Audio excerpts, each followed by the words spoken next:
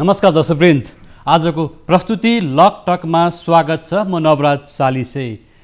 विश्वव्यापी रूपमा कोरोना भाइरसको महामारी बढिरहेको छ।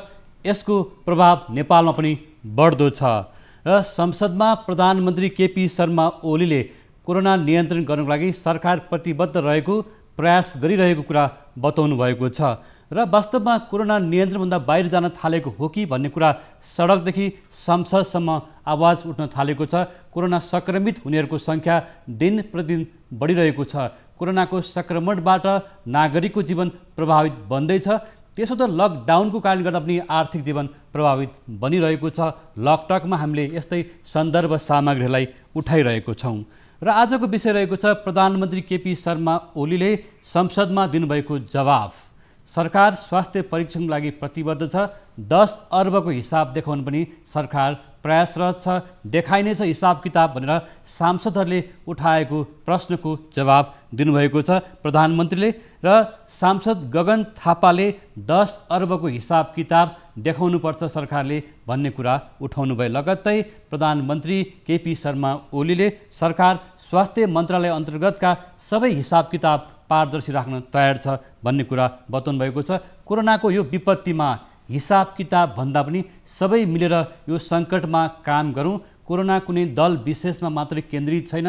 यो सबै समूह, धर्म, संस्कृति, धनी गरिब सबैमा यसले प्रभावित पारेको छ। कोरोना विरुद्ध सबै एकजुट भएर लडौँ, दलगत भावना नराखौँ भनेर प्रधानमन्त्रीले संसदमा भन्नुभएको छ। आजको विषय पनि हाम्रो यही नै छ। 10 अर्बको हिसाब किताब के हो, नागरिक समाज पनि यो कुरा उठिरहेको छ। आर्थिक अनियमितताको विषयमा सरकारले यसलाई छिनोफानो गर्ने भन्ने कुरा भनिसकेको अवस्था पनि छ। हाम्रो विषय पनि यसै विषयमा आज हामी छलफल गर्नेछौँ। हामीसँग यस विषयमा पूर्व स्वास्थ्य मन्त्री खगराज अधिकारी हुनुहुन्छ। उहाँ सांसद पनि हुनुहुन्छ नेकपाबाट र संसदमा शिक्षा स्वास्थ्य समितिमा पनि रहनुभएको छ। त्यसै गरी पूर्व कामु महालेखा परीक्षक सुखदेव भट्टराई खत्री पनि अहिले हामीसँग हुनुहुन्छ। फ्रिडम फोरमका कार्यकारी प्रमुख तारनाथ दाहाल पनि हामीसँग हुनुहुन्छ। म उहाँहरूलाई स्वागत गर्दछु सबैभन्दा अगाडि र म यहाँलाई एकमुष्टमा स्वागत गरेँ र यो स्वागतसँगै हामीले तयार पारेको एउटा रिपोर्ट सामग्री पनि छ। सबैभन्दा अगाडि प्रस्तुत छ यो रिपोर्ट सामग्री, हेरौँ। कोरोना विरुद्ध सरकारले गरेको स्वास्थ्य परीक्षण र कोरोना नियन्त्रणमा सरकारले गरेको खर्चको विषय सडकदेखि सदनसम्म चर्चाको विषय बनेको छ। सरकारले स्वास्थ्य क्षेत्रमा कोरोना नियन्त्रणमा गरेको 10 अर्ब बराबरको खर्चको विषय विवादमा परेको छ। स्वास्थ्य क्षेत्रमा भएको खर्चको पारदर्शिताको विषयमा व्यापक कुरा उठेको छ। सरकारले स्वास्थ्य मन्त्रालय र स्वास्थ्य मन्त्रालय मातहतका निकायहरूलाई जिम्मेवार बनाउनु भन्दा पनि कर्मचारीको व्यापक सरुवा गरिरहेको छ। राजनीतिक तहमा हुने भ्रष्टाचारलाई ढाकछोप गर्न साना कर्मचारी र केही विभागीय प्रमुखहरूलाई पन्छाएपछि अब को जिम्मेवार हुने भन्ने कुरा यति बेला सार्वजनिक प्रशासनमा व्यापक रूपमा प्रश्न उठेको छ। चीनबाट स्वास्थ्य सामग्रीको खरिद गर्दा ओम्नी ग्रुपबाट महँगोमा सामान ल्याइयो भनेर सरकारको व्यापक आलोचना पनि भयो। संसददेखि सडकसम्म सरकारले कोरोना नियन्त्रणको लागि गरेको 10 अर्ब खर्च र कोरोनाको अवस्था यति बेला चर्चाको विषय बनेको छ। संसदमा सांसदहरूले बजेटमा गरिएको व्यवस्था र कोरोना नियन्त्रणमा सरकारले गरेको प्रयासको विषयमा प्रश्न उठाएपछि प्रधानमन्त्री केपी शर्मा ओलीले कोरोना नियन्त्रणमा सरकार गम्भीर रूपमा लागेको बताउनुभयो। प्रधानमन्त्री केपी शर्मा ओलीले कोरोना नियन्त्रणमा सरकार गम्भीर रूपमा लागेको उल्लेख गर्दै भारतबाट नेपाल फर्किनेहरूबाट कोरोनाको सङ्क्रमण भ्वात्तै बढेको बताउनुभयो।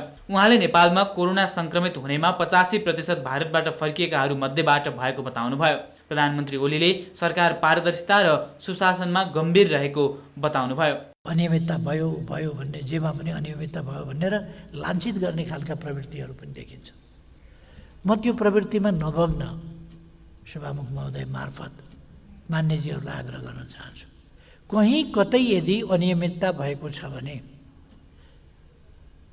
यस सरकारले कुनै प्रकारको अनियमितता, अपारदर्शिता, भ्रष्टाचार जस्ता कुराहरूलाई सहँदैन, त्यस्तोमा कारबाही गर्छ नै। त्यस्तोमा छानबिन गर्छ, कारबाही गर्छ, कानुनको कठघरामा उभ्याउँछ र दोषी पाइएमा दण्ड गर्छ नै। अहिले 10 अर्बको होइन कोरोनाको चिन्ता गरौँ भन्दै प्रधानमन्त्री केपी शर्मा ओलीले सरकारले कोरोनाको लागि गरेको सबै खर्चको हिसाब किताब देखाउने बताउनुभयो। 10 अरब खर्च भयो भने कहाँ खर्च भयो त्यो हिसाब देखाउनु पर्यो भनेर त्यसको आफ्नो एउटा प्रणाली छ। केन्द्रले प्रदेशमा स्थानीय तहमा रकम पठाउँछ। प्रदेश र स्थानीय तह अहिले 3 तह छन् सरकारका, हामी सबैलाई थाहा छ। अनि दिनै पछि लेखा परीक्षण हुँदैन। अहिले कामका बेला हामी लेखा परीक्षणतर्फ बढी केन्द्रित पनि भएका छैनौँ। अहिले काममा बढी केन्द्रित भएका छौँ। रकम पठाइएको छ र हामीले यस्तो परिस्थितिमा अविश्वासबाट थाल्नुपर्ने आवश्यकता पनि छैन।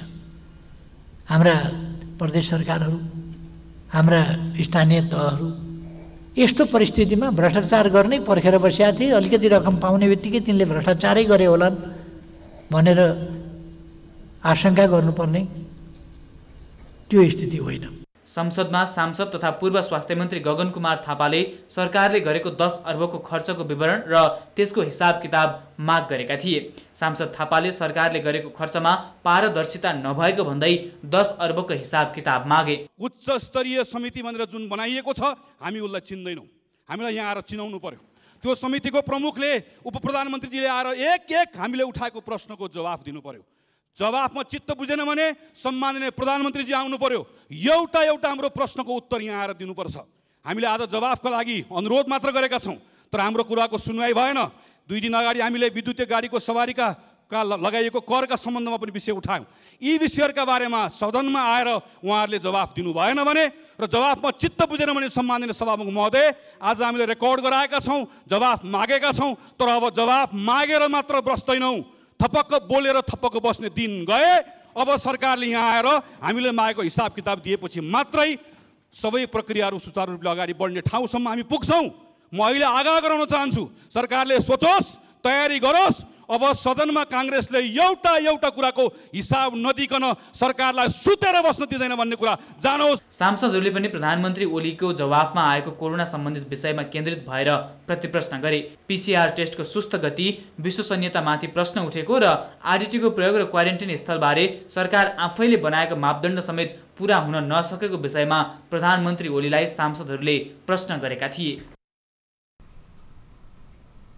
दर्शकवृन्द, संसदमा भएका गतिविधिका बारेमा भर्खर पनि यहाँहरू समक्ष हामीले गतिविधि सहितको एउटा रिपोर्ट सामग्री प्रस्तुत गऱ्यौँ र स्वास्थ्य परीक्षणको नाममा भएको 10 अर्ब रुपियाँको खर्चको पारदर्शिता र हिसाब माग्ने र हिसाब बुझाउने सरकारको प्रतिबद्धता, त्यसै गरी विपक्षी र प्रतिपक्षी पार्टीहरू र अन्य नागरिक समाजले 10 अर्बको हिसाब खोजिरहेको अवस्था छ। यो 10 अर्ब रुपियाँ कहाँ कसरी खर्च भयो, लोकतान्त्रिक पद्धतिमा यो हिसाब किताब नागरिकलाई देखाउनुपर्छ भन्ने आवाज पनि त्यत्तिकै उठिरहेको छ। यस सन्दर्भमा हामीसँग म आज विषयवस्तु जोड्न चाहन्छु। पूर्व स्वास्थ्य मन्त्रीबाटै आजको विषयवस्तुलाई थालनी गरौँ। उहाँले स्वास्थ्य मन्त्रालयको जिम्मेवारी सम्हालिसक्नु भएको अनुभव पनि छ। माननीय हामीसँग खगराज अधिकारीज्यू, यो आज संसदमा जुन 10 अर्बको हिसाब किताब देखाउने अथवा स्वास्थ्य क्षेत्र यति पछिल्लो दिनहरूमा आलोचित बन्दै गयो, स्वास्थ्य मन्त्रालय के कारणले होला? तपाईँले बाहिरबाट पनि काम अहिले देखिरहनु भएको छ, भित्र स्वास्थ्य मन्त्रीका रूपमा पनि काम गरिसक्नु भएको छ। यो वास्तवमा किन स्वास्थ्य क्षेत्र विवादमा पर्यो? माननीय खगराज अधिकारीज्यू। धन्यवाद। महत्त्वपूर्ण प्रश्न र समय सन्दर्भमा उठाउनुभएका जिज्ञासा, तपाईँले राख्नुभएको जिज्ञासाका सन्दर्भमा केही कुराहरू राख्ने अनुमति चाहन्छु। मूलतः स्वास्थ्य तथा जनसङ्ख्या मन्त्रालय वास्तवमा हाम्रो आफ्नो प्राथमिकतामा खालि यही सङ्कटको बेला, महामारीको बेला, विपदको बेला हामी सम्झिन्छौँ। मुख्य कुरा यो अहिले मात्रै कोभिड-19 को कारणले धेरै वर्षपछि पहिलो प्राथमिकता पायो बजेटमा। यो स्वास्थ्य क्षेत्रमा हुने लगानीलाई खर्च भनिँदैन भन्ने युनिभर्सल हेल्थ कभरेजको अन्तर्राष्ट्रिय मान्यता हो। किनभने स्वास्थ्य जनशक्तिले रेमिट्यान्स पनि ल्याउन सक्छ, स्वास्थ्य जनशक्तिले अध्ययन अध्यापन पनि गर्न सक्छ, स्वास्थ्य जनशक्तिले निर्माणको काम गर्न सक्छ। यो यसैले स्वास्थ्य एउटा क्रस कटिङ इस्यु पनि हो।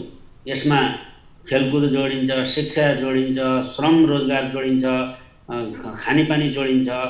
त्यसैले स्वास्थ्य मन्त्रालय एक्लैले सबै काम गर्न त सक्दैन, तर आएर ठोकिने के हुन्छ भने स्वास्थ्य कर्मी, अब उपचारको बेला भएपछि स्वास्थ्य कर्मी, हेल्थ इन्स्टिट्युसन, अस्पतालहरू जोडिन्छ। र हाम्रो विगतमा भएको सबभन्दा ठुलो कमजोरी के हो भने स्वास्थ्य र शिक्षा हामीले नव उदारवादका नाममा निजी क्षेत्रलाई हामीले सुम्पदै गयौँ र आज हामी जुन हिसाब किताब माग्दैछौँ अरबको, अब त्यो अहिले सिस्टममा आउँदैछ। त्यो अरबको हिसाब माग्नेहरू नै के गर्दै हुनुहुन्थ्यो त भन्दाखेरि दान दातव्य जस्तै व्यक्तिका नाममा प्राइभेट हस्पिटलहरू, स्वास्थ्य संस्था बनाएर त्यसको लेखा अडिट केही नगर्यो, अनि एउटा चाहिने पाठेघरको क्यान्सरको उपचार गर्न सिङ्गापुर जाँदा 70 लाख चाहिने स्वास्थ्य उपचार कोषबाट पैसा दिनेसम्म गर्नेहरू नै अहिले कुरा गर्नुभएको छ। धेरै राम्रो, उहाँहरू पनि महसुस गर्नुभयो। त्यसैले स्वास्थ्य क्षेत्रमा जनशक्ति, इक्विपमेन्ट, औषधि यसको खरिद फेरि बालुवा गिटी खरिद गरे जस्तै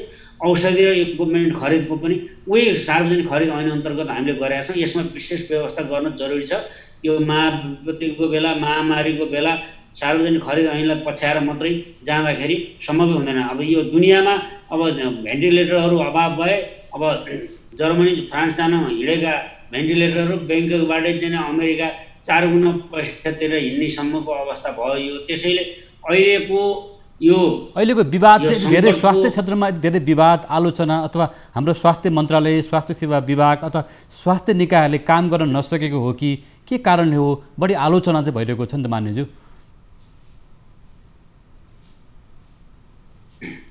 आलोचनाभन्दा बाहिर सिद्धिमिति महामारीमा हुँदैन। तर तपाईँले कमै सुन्नुभयो भूकम्पको बेला।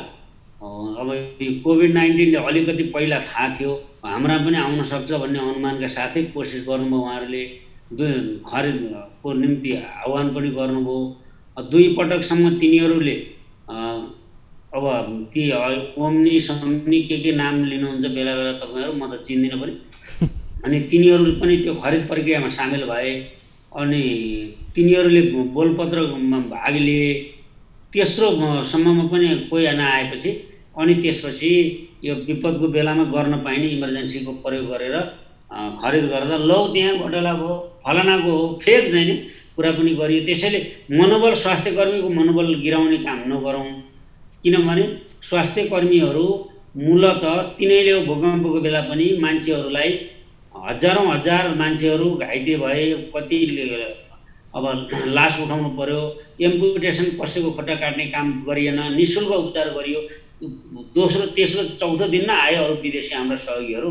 नेपालकै स्वास्थ्य कर्मीले पहिला केस ह्यान्डल गरेर तिनीहरूले नै समाधान गर्न सके। अहिले पनि कोभिड-19को विरुद्ध नेपालका स्वास्थ्य कर्मी, त्यसमा चिकित्सकहरू, नर्सहरू, प्याथोलोजी डायग्नोस्टिक्सहरू सर्भिसमा काम गर्नेहरू, सुरक्षाकर्मीहरू र हाम्रा राष्ट्र सेवकहरूले काम गरिरहेका छन्। होला एका ठाउँमा कसैको नियत बाङ्गो छ भने, अब रोगै त्यसो भने, मनोरोग नै त्यस्तो छ भने ती अपराध पनि भए पनि ती छिप्दैनन्, लुक्दैनन्, ती प्रकट हुन्छन्। तर अहिलेको मुख्य कुरा सामान्य प्रधानमन्त्रीले भने जस्तो अहिले हामीले क्वारेन्टाइनको राम्रो व्यवस्थापन अनि परीक्षणको राम्रो व्यवस्थापन, त्यसमा पनि आरटीपीसीआर मेथडबाटै हामीले चाहिँ नि यो टेस्टिङलाई बढी अगाडि बढाउनु पर्यो। ट्रेसिङको काम स्थानीय तहलाई दिने, टेस्टिङको काम प्रदेश सरकारले गर्ने, ट्रिटमेन्ट चाहिँ केन्द्रले गरेर कोअर्डिनेसन गरेर जानु उपयुक्त हुन्छ र सरकार त्यही दिशामा जाँदैछ। र अब पछिल्लो अवधिमा आउने विदेशबाट आउनेको सङ्ख्या पनि अब हामीले अनुमान गर्न सकिन्छ। वात्तै 10,000 भनेको ठाउँमा 37,000 40,000 एउटा गौरी फन्टाबाट मात्रै आएको छ, अर्को गड्डा चौकीबाट आएको छ, अर्को बेलियाबाट आएको छ, अर्कोबाट आएको छ। त्यसैले अब त्यहाँ रेलमा किचन घान भएर आएको छ। त्यस कारणले अब ती सबै कुराको अवस्था सोचेभन्दा फरक भएको हुनाले कहीँ न कहीँ समस्या त्यो थियो। अब हामी यो नियन्त्रणभन्दा बाहिर छ कि भन्ने यो एकदम मनोविज्ञान दिन जरुरी छैन। नियन्त्रणभित्रै छ र स्वास्थ्य कर्मीहरू यसलाई ह्यान्डल गर्न सक्छन्। सामान्य केही सरुवा पनि हुनै नहुने गरेर आफूले कसैले गर्दै नगरे जस्तो केही कुरा क्वेसन उठ्यो भने त्यसलाई अर्को ठाउँमा जिम्मा दिएर अर्कोलाई अर्को जिम्मा दिन त सकिहाल्यो स्वास्थ्य मन्त्रालयले। तर मुख्य कुरा जनताले सुरक्षित भएको, परीक्षण गराएको, उपचार गरेको कुराको आश्वस्त पार्न सबै लाग्नु पर्यो। यो त कुनै राजनीतिक दल विशेषको, कुनै सरकार विशेषको या कुनै केही विशेषको भएन। यो त सिङ्गो नेपाल र नेपालीको र विश्व मानव सभ्यताको मानवता विरुद्धको वैश्विक युद्धमा हामी छौँ। त्यस कारणले यो बेला हामी एकताबद्ध हुनुपर्छ र सरकारले त्यस्तो वातावरण बनाउनुपर्छ। हजुर मान्यज्यू यहाँ हामीसँगै रहनुहोला। हामीले स्वास्थ्य क्षेत्रमा खटिएका कर्मचारी, स्वास्थ्य कर्मी, चिकित्सकहरूको मनोबल उठाउने प्रयास गरिरहेका छौँ। हामीले उठाउन खोजेको विषय चाहिँ स्वास्थ्य क्षेत्रसँग जोडिएको भ्रष्टाचार, अनियमितताको बारेमा बाहिर जति चर्चा भइरहेको छ त्यो चर्चाको बारेमा हामीले छलफल गर्न खोजेका हौँ।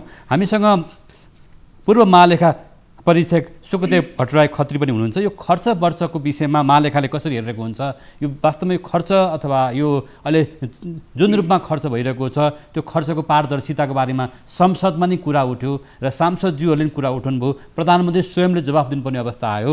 वास्तवमा के भएको होला? महालेखा परीक्षकज्यूलाई म यो वास्तवमा यो खर्च वर्षको हिसाबमा किन चाहिँ तालमेल मिल्दैन अथवा यो विषयमा प्रश्न उठ्ने गर्छ? हामीसँग हुनुहुन्छ सुकदेव भट्टराईज्यू। धन्यवाद नवराजजी। न्युज 24 टेलिभिजन मार्फत आज जुन स्वास्थ्य क्षेत्रमा भएका काम कारबाहीलाई लिएर जुन नेपाल सरकारले गम्भीरतापूर्वक यतिखेर जुन आफ्नो कार्य सम्पादन गरिएको छ त्यसको लागि म चाहिँ एक किसिमले सुरुमा धन्यवाद पनि दिन चाहन्छु। तर यति भन्दै पनि के हुँदो रहेछ भने संविधान र कानुन अनुसार नै जाँदाखेरि राज्यको स्रोत साधन जुन सार्वजनिक खर्च अवधारणामा जाँदाखेरि यसका हिसाब किताब गर्नुपर्ने, राज्यले चाहिँ विभिन्न राजस्वका स्रोतहरू ल्याएर चाहिँ खर्च गर्नुपर्ने, अहिलेको स्थितिमा भनौँ न राज्य एउटा चालु खर्चको लागि चाहिँ राजस्वले नधान्ने त्यो स्थितिमा छ। त्यसले गर्दाखेरि यी कुरालाई एउटा भनौँ लेखा परीक्षण गर्ने निकाय होस् अथवा यसलाई योसँग सम्बद्ध कानुनलाई हामीले अलिकति अध्ययन गरेरै जानुपर्छ। अब यसमा जाँदाखेरि सार्वजनिक जुन खरिद कानुनको कुरोहरू आउँछ, त्यसै गरी आर्थिक कार्यविधि कानुनका कुराहरू आउँछ। अब सार्वजनिक खरिद कानुन अनुसार चाहिँ जुन खरिद गरेका कुराहरू अहिले यतिखेर 9 अर्ब 87 करोडको सामान जुन खर्च भयो भन्ने कुरा आयो। यो खर्च सङ्घीय सरकारले कोरोना नियन्त्रणको लागि यसलाई मैले ब्रेकडाउन गरेको भन्छु 6 अर्ब 3 करोड खर्च गरेको कुरो सार्वजनिक भएको छ। त्यसै गरी प्रदेश सरकार मार्फत 1 अर्ब 8 करोड खर्च भएको कुरो आएको छ। स्थानीय तह मार्फत 2 अर्ब 76 करोड खर्च भएको कुरो आएको छ, जसमा स्वास्थ्य मन्त्रालयबाट चाहिँ भएको खर्च 2 अर्ब 92 करोड स्वास्थ्य सामग्री खरिदमा पुरा अहिले सार्वजनिक भइरहेको छ। अब यो खर्च भुक्तानी प्रणालीको लागि चाहिँ एउटा के छ भनेदेखि चाहिँ जुनसुकै निकाय, राज्यको स्वास्थ्य मात्रै भएन, भोलि शिक्षै होला, विभिन्न निकाय छन्, सार्वजनिक निर्माण छन्, भनौँ न विभिन्न निकायमा हुने खर्चहरूको लागि चाहिँ नि आर्थिक कार्यविधि कानुनले चाहिँ एउटा बजेट खर्च गर्ने प्रक्रिया तोकेको छ। त्यसै गरी सरकारी रकम खर्च सम्बन्धी कार्यविधिमा त्यहाँ बिल भरपाईका कुराहरू आउँछ। खर्च देखिने प्रतिवेदन तयार गर्नुपर्ने हुन्छ सम्बन्धित कार्यालयले। मैले अलिकति आर्थिक कार्यविधि कानुनभित्रै छिरेर अलिकति कुराहरू भन्न खोजेँ। अनि खर्च रीतपूर्वक राख्नुपर्ने र त्यसको जाँच गर्नुपर्ने कार्यालय प्रमुखले गराउनुपर्ने छ। अनि मन्त्रालय र विभागले त्यसको हिसाब दिनुपर्ने व्यवस्था गरिएको छ। अब यसको लागि भनौँ न यसका खर्च निकासाको लागि यतिखेर चाहिँ नि महालेखा नियन्त्रण कार्यालयले कोष तथा लेखा नियन्त्रण कार्यालय मार्फत खर्चको लागि चाहिँ नि विवरण माग गर्ने, विवरण पेश गर्ने, त्यो अनुसार चाहिँ नि निकासा दिनुपर्ने हुन्छ र अनि त्यो निकासा अनुसार चाहिँ नि भनौँ न सम्बन्धित जहाँबाट खर्च भयो त्यो खर्चको चाहिँ नि हिसाब चाहिँ केन्द्रीय रूपमा मन्त्रालयले अथवा अर्थ मन्त्रालयले चाहिँ एकीकृत गरेर, अब अरू मन्त्रालय छन् भने अर्थ मन्त्रालयले पारदर्शी गर्नुपर्ने हुन्छ। त्यो अहिले गम्भीर कुरो जुन 10 अर्ब भनेर जुन हिजो संसदमा कुरो उठ्यो, यी कुराहरूलाई लिएर अहिले सार्वजनिक भइरहेको छ। केही कुराहरूलाई लिएर आज सामान्य प्रधानमन्त्रीज्यूले पनि यो कुरालाई अलिकति गम्भीरतापूर्वक लिनुभएको मैले देखेको छु। र अब जहाँसम्म यी कुराहरूको लागि चाहिँ नि सरकारले गरेको खर्चको सन्दर्भमा के छ भनेदेखि 2072 सालमा मलाई लाग्छ स्वर्गीय प्रधानमन्त्री सुशील कोइरालाको पालामा, उहाँको पालामा के निर्णय भएको थियो भने 5000 भन्दा बढी भुक्तानी चाहिँ कार्यालयले वेबसाइटमा राख्नुपर्ने र सबैले सार्वजनिक जानकारी पाउनुपर्ने भनेर चाहिँ निर्णय गरेको थियो नेपाल सरकारले। र तत्काल त्यो चाहिँ प्रधानमन्त्री कार्यालय, स्वयं प्रधानमन्त्रीकै कार्यालयबाट चाहिँ त्यो सुरुवात पनि भएको थियो। पछि आएर त्यसरी जुन गरिएका खर्चहरू चाहिँ ब्रेक भयो, यो खर्च चाहिँ पारदर्शी गरिएन। त्यो पारदर्शी हुँदाखेरि चाहिँ जनता यसमा सर्वसाधारण सूचित हुन पाउँथे। एउटा राज्यका स्रोत साधनहरूको खर्चको सन्दर्भमा अहिले एउटा लामो समयसम्म यो भनौँ न यी कुराहरू नहुँदाखेरि चाहिँ खर्च कहाँ भयो, कसरी भयो होइन। विभिन्न ग्रुपहरूबाट खरिद गरेका सामानहरू चाहिँ सेनाबाट, यता स्वास्थ्य मन्त्रालयबाट खरिद गरेको, अनि अर्को प्राइभेट उसबाट गरिएका खर्चहरूमा चाहिँ विविधता आयो। यसले गर्दा एउटा भनौँ न मार्क्समै आजै मात्रै पनि एउटा राष्ट्रिय दैनिक पत्रिकामा आएको छ, सर्जिकल मास्कहरू चाहिँ भनौँ न 27,96,000 थान खरिद गर्दा प्रति थान सेनाबाट खरिद भएको 52 रुपियाँ 52 पैसा र विभागबाट खरिद भएको 15 रुपियाँ भन्दा यो फरकले चाहिँ 26 करोड 92 लाख राज्यमा चाहिँ एउटा खर्च चाहिँ भयो भनेर एउटा मास्कको मात्रै उदाहरण त्यसरी आएको छ। यसले गर्दाखेरि यी भएका खर्चहरूलाई चाहिँ एउटा के भने समयमै यसरी पारदर्शी गर्ने एउटा सरकारको जुन हिजो नीति थियो त्यो टुट्दाखेरि अहिले बढी यो सार्वजनिक रूपमा सरकार एउटा सार्वजनिक सरकारको कुराहरू उठ्न गएको छ र यसले गर्दाखेरि चाहिँ जस्तै आजै महालेखा नियन्त्रण कार्यालयले एउटा सार्वजनिक भट्टराई सर यस्तो खालको अब भनौँ न अहिले यो आकस्मिक खर्च अन्तर्गत पर्दछ कि नियमित बजेटमा पर्छ? जस्तो भनौँ 10 अरब रुपियाँ खर्च भएको छ, यो आकस्मिक खर्च हो कि नियमित हो त? यो जुन ऊ छ खर्चको चाहिँ एकरूपता भएन। यसले चाहिँ एउटा नोक्सान अथवा राज्यमा अपव्ययको सम्भावना ठुलो ल्यायो भन्ने कुरो छ। यसलाई चाहिँ हामीले गम्भीरतापूर्वक लिनुपर्छ भन्ने चाहिँ मैले ठान्छु। जस्तो यहाँहरूले यस्तो खालको खर्च चाहिँ आकस्मिक रूपमा हुने खर्च हो कि यो 10 अरब रुपियाँ अथवा नियमित रूपमा खर्च हो कि अथवा कुन शीर्षकबाट कहाँबाट खर्च गरिन्छ भन्ने कुरा महालेखाले यसलाई अध्ययन पनि गरेको विषय होला। म यहाँसँग नै आउँछु र पछिल्लो पटक फ्रिडम फोरमले बजेटको पारदर्शितालाई उठाउँदै आएको छ र भ्रष्टाचार र अनियमितता बजेटका शीर्षकहरूमा हुने गरेका छन् भन्ने कुरालाई फ्रिडम फोरमले उठाउँदै आएको हुनाले हामीसँग पत्रकार तारनाथ दाहाल पनि अहिले हामीसँग जोडिनु भएको छ। म यहाँलाई पनि फेरि चाहिँ यो पारदर्शिताको बारेमा जुन कुरा अहिले उठिरहेको छ 10 अर्ब रुपियाँ जसरी खर्च भयो त्यसको चाहिँ बिल भरपाईहरूका कुराहरू भुक्तानी प्रणालीका बारेमा जुन प्रश्न उठिरहेको छ फ्रिडम फोरमको तर्फबाट के भन्नुहुन्छ तारनाथ दाहालज्यू? धन्यवाद छ नवराजी यो छलफलको लागि। यो अहिले भइरहेको यो उठिरहेका विषयहरूको सन्दर्भमा कुरा गर्दाखेरि भर्खरै हाम्रो महालेखा परीक्षक हाम्रो पूर्व महालेखा परीक्षकज्यूले भने जस्तै तपाईको यस्तो महामारीको समयमा झन् बढी जनताको विश्वास आर्जन गर्नुपर्छ। अहिले हामी 761 सरकारको तह र थुप्रै अरू स्वास्थ्य संस्थाहरूको तर्फबाट र अरू सरकारका विभिन्न निकायहरूबाट पनि अहिले चाहिँ यो सार्वजनिक वित्तको एउटा व्यवस्थापन भइरहेछ, खर्च भइरहेछ महामारीलाई डिल गर्ने सन्दर्भमा। र यो महामारीको सन्दर्भमा सरकारले गरिरहेका विभिन्न तहबाट भइरहेका यो पब्लिक मनीको जुन एक्सपेन्डिचर छ त्यसबारे जनताले एउटा सजगतापूर्वक चासो राख्नु र प्रश्नहरू उठाउनु त्यसलाई हामी अत्यन्त स्वाभाविक भन्नुपर्छ। र सरकारले पनि नीति र कार्यक्रममा कोरोना महामारीसँग गरिएका सम्पूर्ण सार्वजनिक खर्चहरू पारदर्शी हुनेछन्, तिनको हिसाब किताब राखिनेछन् भनेर नीतिगत रूपमा पनि एउटा प्रतिबद्धता दिएको छ। प्रधानमन्त्रीजीले पनि त्यो भन्नुभयो। अस्ति क्याबिनेटको यो सायद 1-1.5 हप्ता जति अगाडिको कुरा होला, क्याबिनेटको बैठक पछि क्याबिनेटको सेक्रेटरीले नै यो 9 अर्ब 87 करोडको एउटा विवरण ठाडो विवरण दिनुभएपछि यो विषय अलि बहसमा आयो पनि। त्यसैले यसरी अहिलेसम्म गरिएका खर्चहरूको एउटा एकमुष्ट जानकारी दिने जुन काम भएको छ त्यसलाई म सकारात्मक भन्छु।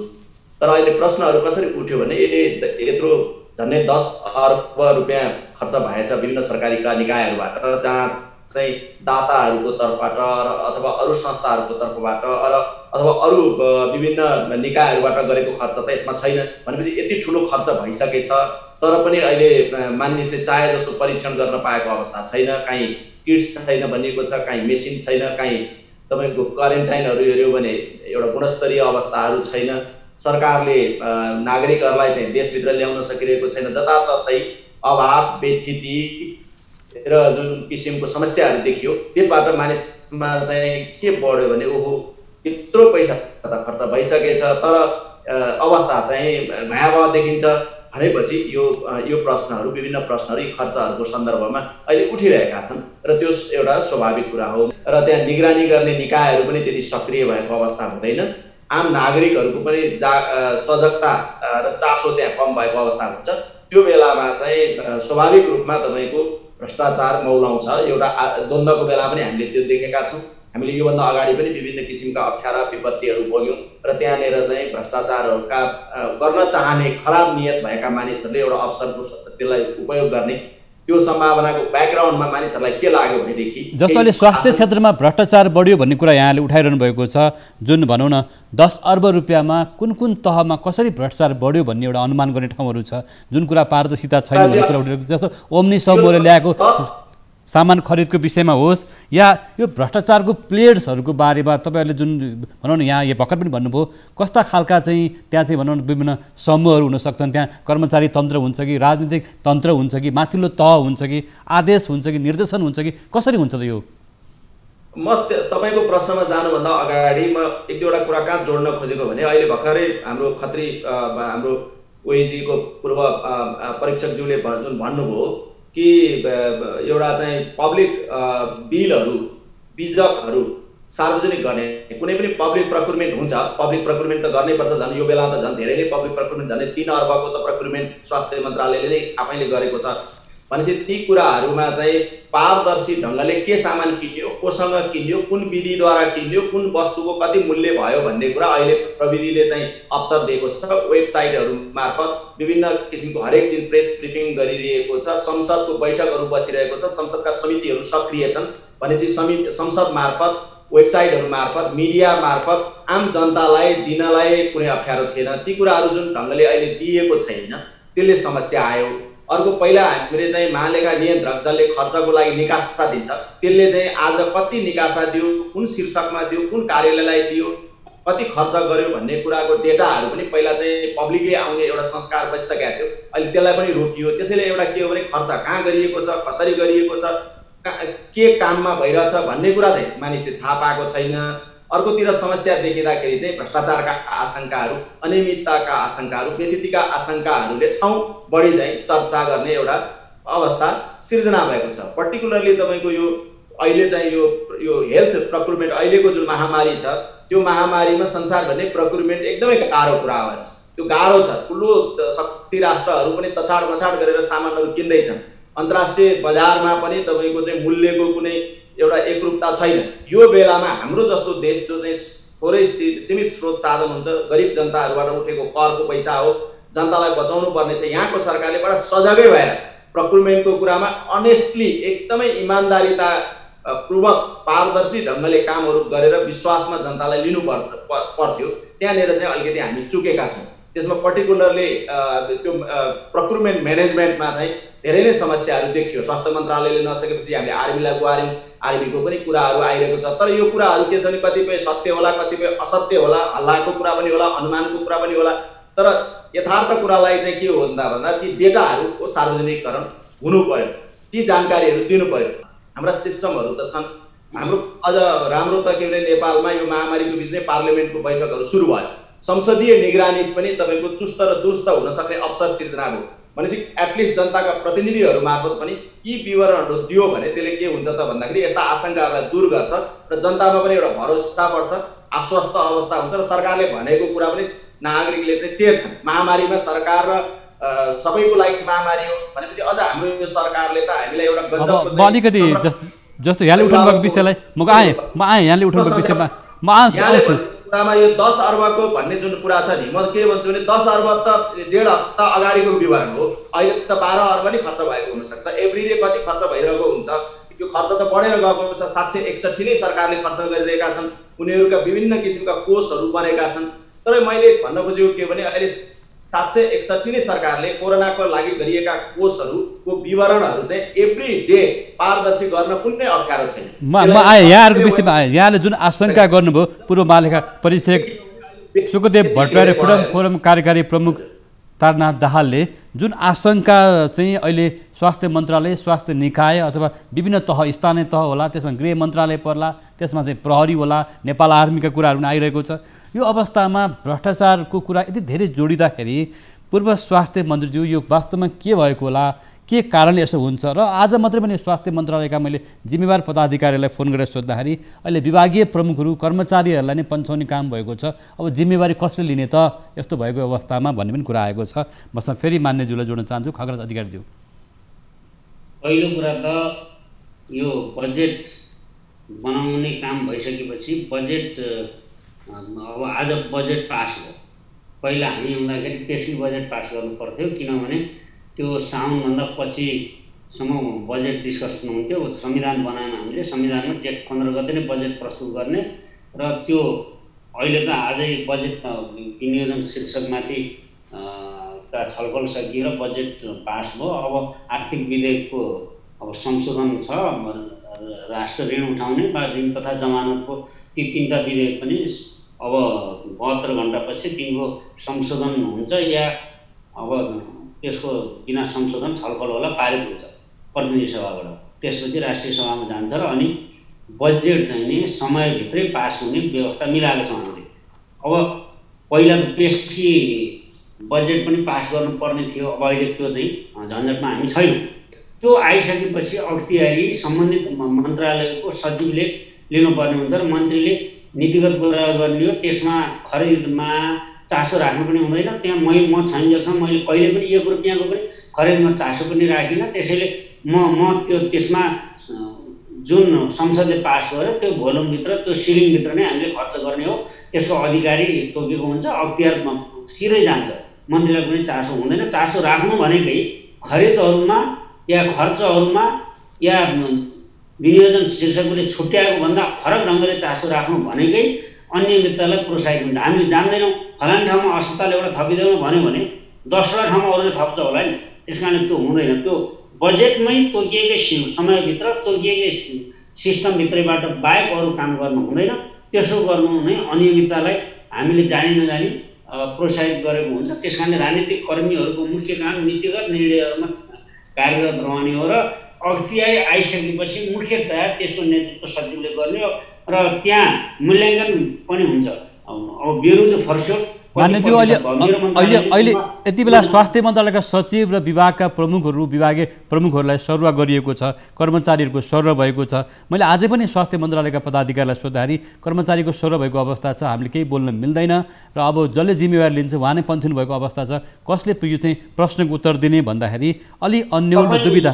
तपाईँ के बुझ्नुहोस् भने यत्रो लामो समयदेखि खरिदका सम्बन्धमा अब बेलामा ल्याउन सकेन, उसले भन्यो ओम्नीको उनको भन्यो त्यसले सकेन, अनि केही सामान ल्यायो, PCR मेसिन ल्यायो। अब अर्को एउटा निस्क्यो नवीन विक भन्ने, म त यो त सिधै ल्याइदियो भन्यो। अब त्यसपछि कहाँ हरायो कहाँ, अनि त्यसपछि त्यसको मनोविज्ञान पनि अब खरिद गरेको के हो भनिसकेपछि त्यो अधिकार के हो भने स्वास्थ्य सेवा विभागको महानिर्देशकमा अख्तियार गइसकेको थियो। त्यसैले उनले खरिद गर्दाखेरि समयभित्र ल्याउन नसकेपछि सम्झौता रद्द गरे। सम्झौता रद्द त गरे, पेशकी उसले मोबिलाइजेसन पैसा लगाउँथ्यो होला। अब त्यो समयभित्र उसले ल्याएको छ भने नियमन त उसले पाउनै पर्यो। तपाईँले रुचाए पनि नरुचाए पनि खरिदको सम्झौताभित्र आयो भने त उसले पाउनु पर्यो। त्यस कारणले त्यसको नियमन गर्न पर्यो। नियमन गर्ने अख्तियारी पाएको व्यक्ति नै जवाफदेही हुन्छ। त्यहाँ मन्त्रीले यसो गर्यो होला भने राजनीतिक स्टन्ट मात्रै हो। मुख्य अख्तियारी त्यहाँको सचिवले पाएको हुन्छ, महानिर्देशकले पाएको हुन्छ या जसले डिपार्टमेन्टको चिफले पाएको हुन्छ र उसले त्यो काम गर्नुपर्ने हुन्छ। मान्यज्यू, यहाँनिर मैले यहाँ एउटा कुरा जोडेँ, मैले यहाँलाई प्रति प्रश्न गरेँ। उहाँहरू के भन्नुहुन्छ नि, माथिको आदेश नआइकन हामीले कामै गर्दैनौँ, यो माथि नै मन्त्रीबाट अथवा माथिबाटै आउँछ आदेश। आदेश भनेको अब लिखितै हुन्छ नि, तपाईँले गर्नु भने हुन्छ। जस्तै मैले राजनीतिक तहबाट मन्त्रीज्यूबाटै त्यो आदेश नआइकन सचिवले विभागीय प्रमुखले कामै गर्न सकिन्न, आदेश त माथिको हो भन्नुहुन्छ नि उहाँहरू। अब त्यसो भन्नुहुन्छ भने उहाँले प्रमाणित गर्नु होला। आदेश खराब आएको भए जसले आदेश दिएको छ लिखितै होला, त्यहाँ उसलाई चाहिँ नि अब नियत बाँध्नु भएको भए त अख्तियारले कारवाही गरिहाल्छ। त्यो छोड्ने कुरै हुँदैन, अख्तियारलाई पनि एक्टिभ गराउनुपर्छ। हामी त्यतातिर जहाँ हाम्रा सम्पूर्ण स्वतन्त्र निकायहरू छन्, महालेखा परीक्षक छ, महालेखा परीक्षकको कार्यालय छ, आन्तरिक लेखा पनि हुन्छ, पुस्तकता लेखा नियन्त्रणको त्यहाँ एउटा अफिसरै उपसचिव लेभलकै त्यहाँ हुन्छ। उसले नै त्यसमा त्यो अख्तियारी प्राप्त गरेकामा सिग्नेचर गर्छ उसले।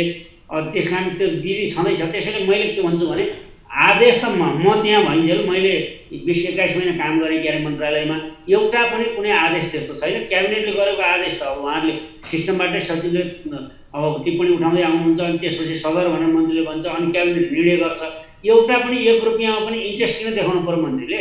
कहीँ देखाएको छ, आदेश गरेको छ भने त्यस्तो विपत्तिमा त मैले इबोलामा पनि काम गरेँ, महाभूकम्पको बेला पनि काम गरेँ। अब त्यस्तो सार्वजनिक खरिदका नियमहरू पनि पालना गर्दै गरियो, त्यहाँ इन्ट्रेस्ट किन राख्नु पर्यो? हामीले त राष्ट्रलाई योगदान गर्ने, आफ्नो कार्यकालमा सबैभन्दा राम्रो गर्ने।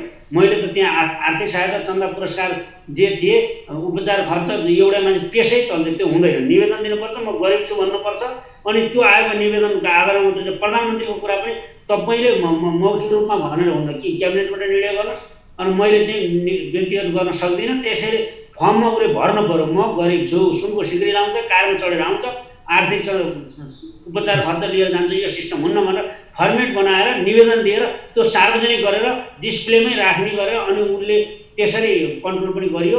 र यो देशमा उपचार हुन्न भनेर मेडिकल काउन्सिलले भनेको कुरा बाहेक अरूलाई बाहिर जान दिइन्न भन्ने पनि सिस्टम त्यहीँबाट सुरु गरेको। सिस्टम बसाल्न गाह्रो हुन्छ, बिगार्न मान्यज्यू म यहाँसँग आउँछु। जस्तो बाहिर के भनिन्छ नि, माथिको आदेशबाट आइसकेपछि सचिव र मन्त्री बिचमा चाहिँ सहमति नभइकन, छलफल नभइकन कार्यान्वयन हुँदैन, निर्णयहरू हुँदैन भन्ने गरिन्छ। त्यो विषयमा हामी छलफलमा आउँला। हामीसँग महालेखा परीक्षक चाहिँ भट्टराईज्यू हुनुहुन्छ। जस्तो यहाँले पनि आज पारदर्शी रूपमा भनिदिनुहोस्, यति धेरै विवाद आइसकेपछि भर्खर पनि मान्यज्यूले केही कुरा प्रश्न पार्नुभयो, माथिकै आदेश भए पनि यदि इमान्दार कर्मचारी छ भने त्यो आदेश मान्दैन, काम गर्छ इमान्दारीपूर्वक भन्नुभएको छ। तर सचिव, मन्त्री र विभागीय प्रमुखहरू बिचको सहमति नभइकन निर्णय हुन सक्दैन भनेर एकजना सचिवज्यूले आज मलाई भन्नुभएको छ। वास्तवमा यो के हो? यो विवादमा हाम्रो प्रशासन किन मुचिन्छ, राजनीतिक तह किन मुचिन्छ भन्ने कुरा आगामी कार्यक्रममा हामी छलफल गर्छौँ। जस्तो सुखदेव भट्टराई सर, जस्तो बिल त वास्तविक बिल त बिलै हो नि, तर जुन हिसाब किताबमा महालेखाले पनि पत्तो पाउँदैन कि अथवा यो बिल भरपाईका कुराहरू के हो, अझ आम दर्शकले बुझ्ने गरी भनिदिनुहोस्। किन जनताले उठाएको कर राजस्वबाट चलेको आम्दानीको स्रोतमै हिनामिना गर्दाखेरि महालेखा परीक्षकज्यूहरूले पनि बोल्नु पर्ला, अथवा कस्तो हो हिसाब किताब, किन बिग्रिन्छ, किन यति ठुलो चाहिँ आरोप लागिरहेको छ आज?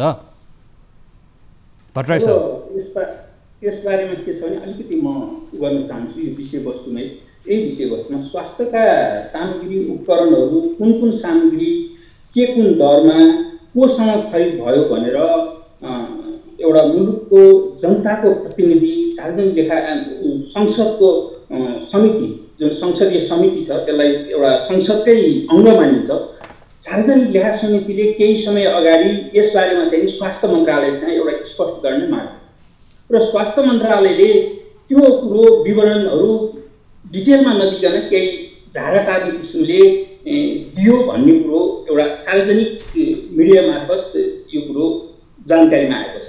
एकातिर अब सार्वजनिक लेखा समितिले पनि यसलाई आफै छानबिन गर्न अघि बढिरहेको छ। ऊ आफै पनि यसमा सक्रिय रूपले, क्रियाशील रूपले उसले गर्न सके, यो कार्य सम्पादन अगाडि बढाउन सके अवस्था छैन यतिखेर मैले जानकारी पाएसम्म है।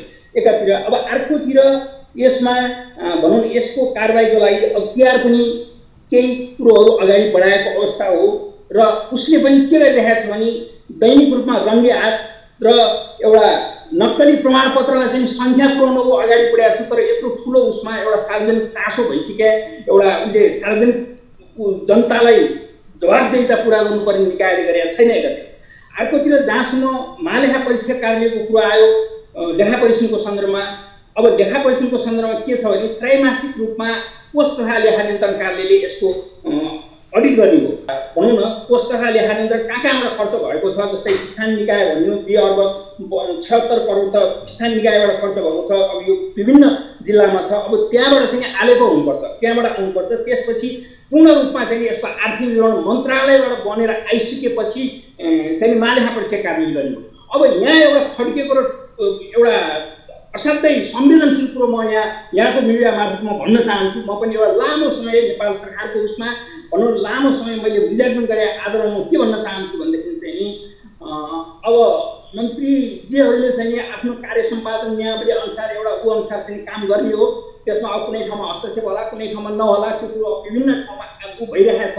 अब सबै ठाउँमा भएको छ भन्नै हुँदैन, एउटा राम्रै भाग लिएर। तर यति भन्दा म के कुरो भन्न बाध्य हुन्छु भने 7 पटक मन्त्री सचिवहरू सर्व हुँदा अब एउटा सार्वजनिक एउटा उसमा लेखा उत्तरदायी अधिकृतले आफ्नो भूमिका कसरी निर्वाह गर्न सक्छन्? त्यसले गर्दा भनौँ न अब बिचमै उनले काम छोडेर जानुपर्ने। अघिल्लो साल मात्रै कुरा म स्मरण गराउँछु, यहाँकै मिडियामार्फत सम्माननीय प्रधानमन्त्रीज्यूले आफै मुख्य सचिव र सचिवहरूलाई राखेर कार्य सम्पादन करार गराउनु हो उहाँले। भनेपछि त्यसको केही समयपछि नै सचिवहरू सरुवा हुनुभयो सचिव साथीहरू। त्यसले गर्दाखेरि चाहिँ जे कुरो भनिन्छ, जे कुरो गर्न खोजिन्छ, एउटा मन्त्री परिषद भनौँ, नेपाल सरकार भनौँ, त्यो काम गर्न सकिया छैन। किन सकिया छ भने प्रशासनिक क्षेत्रमा चाहिँ राजनैतिक यसलाई सरकार रूपमा भन्दा हस्तक्षेप छ। हस्तक्षेप भएपछि सचिवहरू तुरुन्तै सरुवा भएपछि अनि आफ्नो काम कसरी सम्पादन गर्ने? त्यसले गर्दाखेरि चाहिँ के भयो भने अडिट गराउने नीतिमा त भोलि सचिवको हुन्छ, सचिव मार्फत जिल्लाका एउटा भनौँ न कार्यालय प्रमुखहरूको हुन्छ, अब त्यहाँ सचिव मार्फत जान्छ भनेपछि त्यसले गर्दा त्यो स्थितिमा असाध्यै विचलित भएको र विगतको हाम्रो बिटर अनुभव छ हामी आफैको। यो चाहिँ नि एउटा सचिवहरू र मन्त्रालयले चाहिँ आफ्नो उत्तरदायी पुरा गर्न नसके असाध्यै चितो अनुभव चाहिँ हामीले भर्खर पनि भट्टराई सरले भन्नुभयो 27 महिनामा 7 जना सचिव हुँदाखेरि अनि यसको हिसाब किताब कसरी पेश गर्ने, कसरी हुन्छ भनेर विश्वास गर्ने नेपाल सरकारलाई, अनि जनतालाई एउटा पारदर्शी गर्नुपर्ने हिसाब किताबहरू जनताले कसरी थाहा पाउने, त्यो असाध्यै भनाइ र गराइमा यहाँको फरक छ है। यो कुरो चाहिँ असाध्यै बुझ्नु जस्तो यो या बाहिर कुरा आउने गर्छ, सचिव र मन्त्री बीच अथवा विभागीय प्रमुखहरू बीचमा सेटिङ हुन्छ अनि साना कर्मचारी अथवा कुनै कर्मचारीलाई दोष लगाइन्छ अनि भ्रष्टाचारको मुद्दा उसरी लगाइन्छ। भ्रष्टाचार माथि राजनीतिक तहमा हुन्छ भनेर त्यहाँ आज स्वास्थ्य मन्त्रालयका अधिकारीहरूले मसँग आज इन्फर्मल कुराकानी गर्नुभएको थियो। त्यो जानकारीका अनुसार पनि जस्तो तारनाथ दालज्यू जस्तो यहाँ पनि पत्रकार पनि हुनुहुन्छ, यदि धेरै कुरा उठिसकेपछि नागरिक समाजले यो कुरालाई कसरी लिइरहेको अवस्था होला यति बेला? नवराजी, यो स्वास्थ्य मन्त्रालयको पर्टिकुलरली अहिले महामारीको सन्दर्भमा उठेका यी भ्रष्टाचारका कुरा, अपारदर्शिताका कुरा, सेवा प्रवाहमा भएको गुणस्तरहीनताको कुरा र निगरानी गर्नुपर्ने निकायहरूले काम नगरेका यी आवाजहरू मिडिया र नागरिक समाजबाटै उठेको। सुरुमा त तपाईँको कोही पनि बोलिरहेको थिएन र यसमा प्रशस्त आवाज उठ्यो, सोसल मिडियाबाट उठ्यो, नागरिकहरू बोल्न थाले। अहिले त जुलुस गरेर प्रधानमन्त्रीको कार्यालयको अगाडि समेत अहिले नागरिकहरू आन्दोलनमा गएको अवस्था छ। मिडियाले यी करप्सनका स्टोरीहरू बाहिर लिएर आयो र स्वास्थ्य मन्त्रालयकै एकजना लेखाकै उपसचिवलाई तपाईँको सूचना चुहाएको भनेर जो गलत नियतले गरिरहेका सार्वजनिक खरिदका कुरा बाहिर पुर्याएको भनेर तपाईँको 1 महिना पनि नभइकन चाहिँ सरुवा गरियो। यी सबै कुराहरूबाट के देखियो भनेदेखि सुरुदेखि नै कहीँ न कहीँ छोप्न खोजिँदैछ, कहीँ न कहीँ लुकाउन खोजिँदैछ र नियत सफा देखिँदैन। अहिले सुखदेव सरले भनि नै हाल्नुभयो, प्रशासनमा हिम्मत र साहस गर्ने र जवाबदेहिता लिन सक्ने अधिकारीहरू नै नहुने भए राजनीतिक हस्तक्षेपले गर्दाखेरि र भोलि तपाईँले प्रणालीहरूले जवाबदेहिता माग्नलाई पनि पर्टिकुलर व्यक्ति नहुने अवस्थाहरू सिर्जना भयो। यो अत्यन्तै एउटा भयावह अवस्था हो। यस्तो महामारीको बेलामा चाहिँ सरकारले राज्यका निकायहरू अख्तियारको कुरा भयो, तपाईँको महालेखा नियन्त्रकको कुरा होला, हामीसँग एउटा राष्ट्रिय सतर्कता केन्द्र भन्ने प्रधानमन्त्रीको अन्तर्गत नै छ। क्वारेन्टाइनमा चाहिँ तपाईँको कुहिएका चामलहरू खुवाइएको छ, गुणस्तरहीन छ। ती निकायहरू खोइ कहाँ गए? कसले चेक गरिरहेको छ? कसले हेरिरहेको छ? वस्तुहरूको गुणस्तर कसले नापिरहेको छ? समितिहरू अहिले देशव्यापी रूपमा मोबिलाइज हुनु पर्थ्यो। अझ महामारीको सन्दर्भमा त तपाईँको हरेक देशमा संसदको एउटा विशेष समिति गठन भएको छ। धेरै जसो देशमा हामी कहाँ आजसम्म कोरोना महामारीलाई हेर्ने पार्लियामेन्टको स्पेशल कमिटी समेत पार्लियामेन्टले समेत बनाएन। अख्तियारमा त्यत्रो भ्रष्टाचारको पहिलोचोटिको जुन खरिदको कुरा थियो, अख्तियारले काम गरिरहेको छैन। राज्यका विभिन्न तत्त निकायहरूको निष्क्रियताले नै अहिले एक किसिमले नागरिक समाजमा निराशा बढेको हो र नागरिक समाज र सरकारको बिचमा विश्वासको एउटा खाडल बढेर गएको छ। यस्तो खाडल रहिरहनु हुँदैन, यसलाई पुर्नुपर्छ। किनभने महामारी सबै नलागिकन महामारीबाट हामी सबै बच्न सक्दैनौँ। अब जस्तो एउटा विश्वासको वातावरणको लागि पारदर्शिता अपरिहार्य छ। इमान्दारीपूर्वक सम्पूर्ण निकायहरूले एउटा चेक एन्ड ब्यालेन्सका लागि जुन जिम्मेदारी तोकिएका संस्थाहरू छन् तिनले काम गर्नुपर्छ र एउटा विश्वासको अवस्था अहिले सिर्जना हुनुपर्छ र भ्रष्टाचार, अनियमितता, बेथिति र सेवा प्रवाहमा भएको अनुत्तरदायी जुन तौर तरिका छ त्यसलाई तुरुन्तै करेक्सन चाहिँ हुनुपर्छ। म आउँछु तपाईँसँग पनि। हामीसँग पूर्व स्वास्थ्य मन्त्री माननीय खगराज अधिकारी हुनुहुन्छ। उहाँ अहिले पनि संसदमा शिक्षा स्वास्थ्य समितिमा रहनुभएको छ। गुनासाहरू आइरहेका छन्, यसको निकास स्वयं प्रधानमन्त्रीले भन्नुभएको छ हामी हिसाब किताब देखाउँछौँ, पारदर्शी राख्छौँ, अडिट हुन्छ भन्नुभएको छ।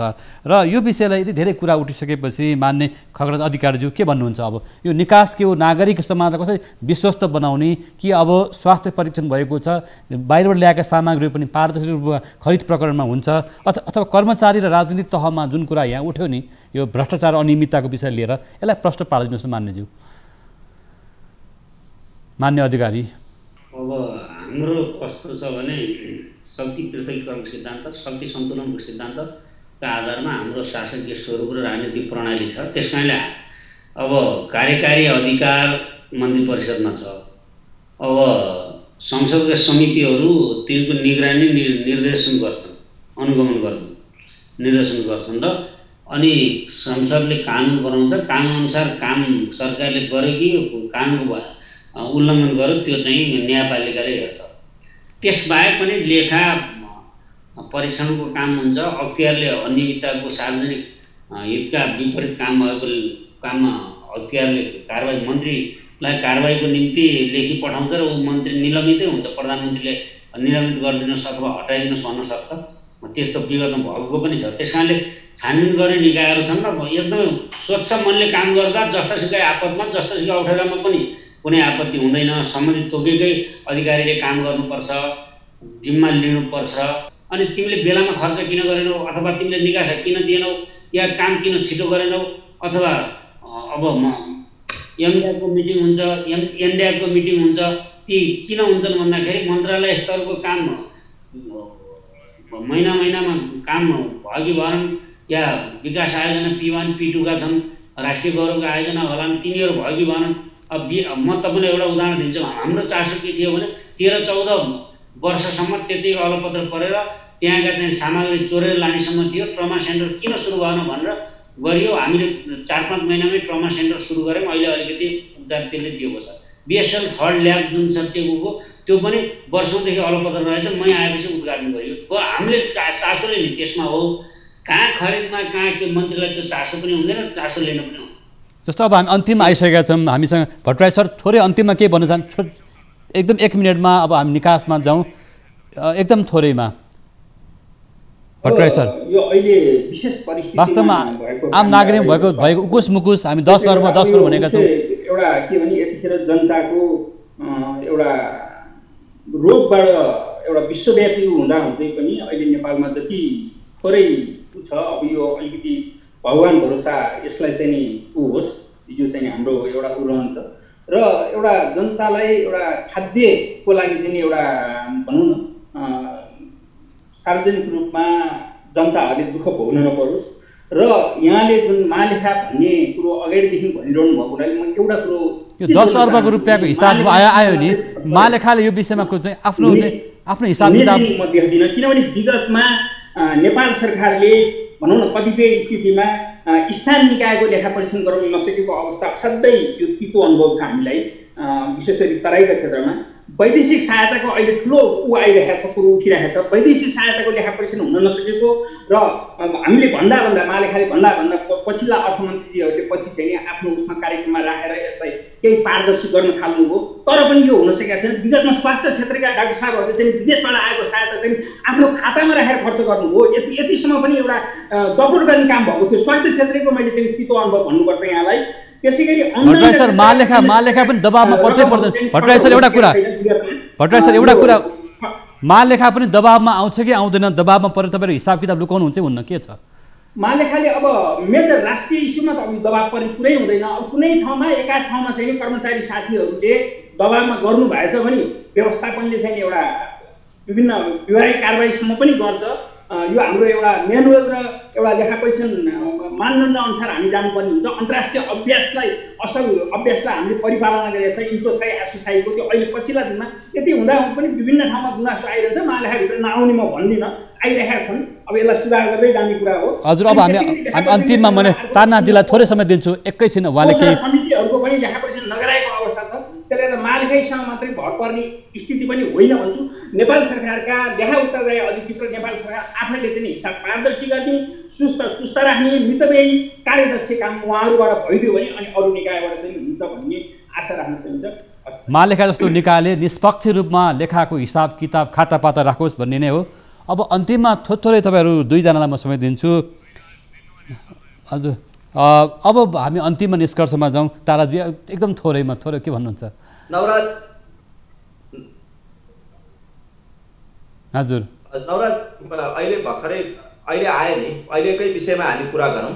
हामीले बजेटको समग्र पारदर्शिताको पक्षमा अहिले हामी छलफलमा गएनौँ र समग्रमा हाम्रो तपाईँको प्रशासन यन्त्रको सार्वजनिक प्रशासनका समस्याहरूमा पनि हामी गएनौँ। अहिले महामारीमा गरिएका खर्चहरूको व्यवस्थापन तपाईँको पारदर्शी ढङ्गले होस् र जनतालाई आश्वस्त हुने अवस्था होस् कि भ्रष्टाचार भएको छैन।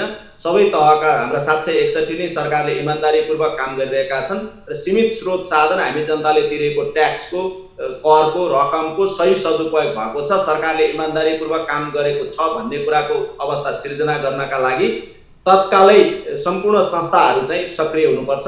अख्तियार, महालेखा परीक्षक, तपाईँको राष्ट्रिय सतर्कता केन्द्र, जति पनि संस्थाहरू छन्, उठेका प्रश्नहरू, संसदीय संस्थाहरू, यी सबैले चाहिँ सरकारलाई बढीभन्दा बढी उत्तरदायी र पारदर्शी हुनलाई चाहिँ र जवाफदेही बन्नलाई अहिले काम गर्नु पर्यो। सरकारको लागि गर्ने सहयोग भनेको यही नै। र जहाँसम्म महालेखाको कुरा छ, महालेखाले समय पुरा भएको हुनाले सँग पनि कुनै हदसम्म एउटा नागरिकका रूपमा त्यहाँ नागरिक सहभागिता हामी यो विषय उठाउनेछौँ, आगामी कार्यक्रममा उठाउनेछौँ। म थोरैमा खग्रासरलाई मान्यज्यू थोरै अलिकति उहाँलाई केही कुरा भन्न दिउँ, मौका दिउँ। अन्तिममा सरकारको तर्फबाट मान्य खग्रास अधिकारीज्यू थोरै केही भन्नुहोस् अनि हामी बिदा माग्छौँ, एकदमै थोरैमा। यस्तो छ, तपाईँ के कुरामा ढुक्क हुनुहोस् भने यो लोकतन्त्रको सबभन्दा राम्रो सुन्दर पक्ष हो। पब्लिक अकाउन्ट पनि हुन्छ, पब्लिक अडिटिङ पनि हुन्छ, संस्थागत अडिटिङ पनि हुन्छ।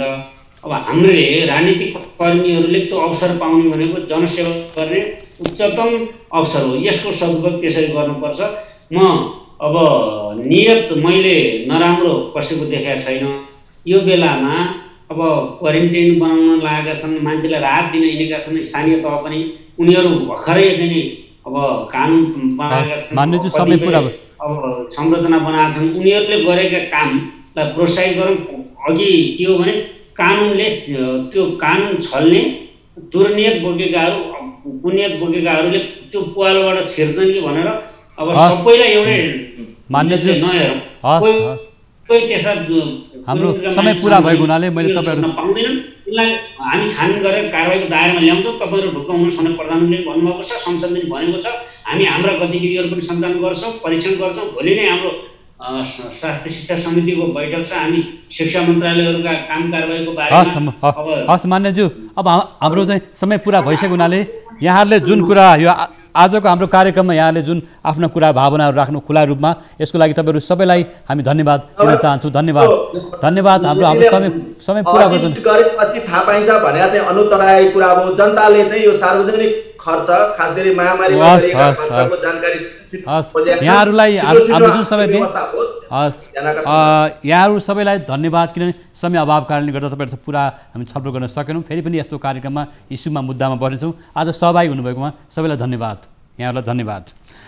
वास्तवमा बजेटभित्रका अनियमितता र बजेट प्रणालीमा देखिएका समस्या, सरकारी खर्च र आम्दानीको स्रोतमा हुने अनियमितता र भ्रष्टाचारको विषयमा स्वयं प्रधानमन्त्रीले पनि आज चाहिँ संसदमा जवाफ दिनुभएको छ। यसलाई पारदर्शिता, सुशासनमा सरकार प्रतिबद्ध छ भन्नुभएको छ।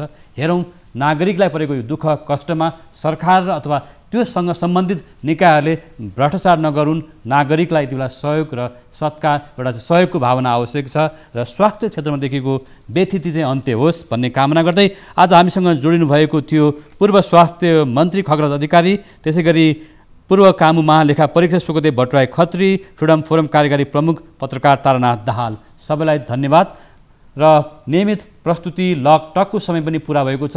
हामी यस्तै विषयमा खबरदारी गर्नेछौँ। आज पनि बिदा माग्छौँ। नमस्कार।